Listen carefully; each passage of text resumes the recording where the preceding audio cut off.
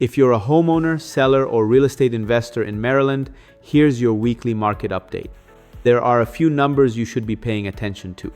The big headline is this: list prices are up 1.2% compared to this time last year, while the number of homes coming onto the market continues to increase.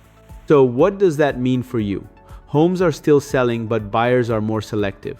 Right now, homes in Maryland are selling in about 19 days.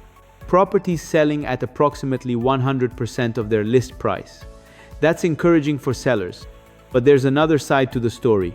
Buyer activity is changing, depending on where you are. In the Baltimore metro area, buyer activity is down about 6.4% year over year. New contracts are down 3.4%. In the suburban markets, buyer activity is down about 3%, while new contracts are actually up slightly, and Frederick County is showing some of the more positive activity in that region. The mountain region is seeing a much bigger slowdown, with buyer activity down about 21% and new contracts down 13% compared with last year. Meanwhile, Southern Maryland is telling a different story. Buyer activity is actually up 8.8%, although new contracts are down 10.8%. What does this mean if you're selling? Here's the important takeaway. The Maryland market is not moving in one direction. If you're thinking about selling, you can't simply look at a statewide number and assume it tells you what your home is worth. More inventory means buyers have more choices. And when buyers have more choices, pricing your property correctly from day one becomes even more important. A home that's priced correctly, presented well, and marketed strategically can still attract strong interest. But overpricing your property could mean sitting on the market while buyers move on to the competition. And what about rental investors?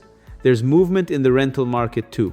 There are currently about 3,656 active rental properties, with the median rental asking price around $2,700 per month.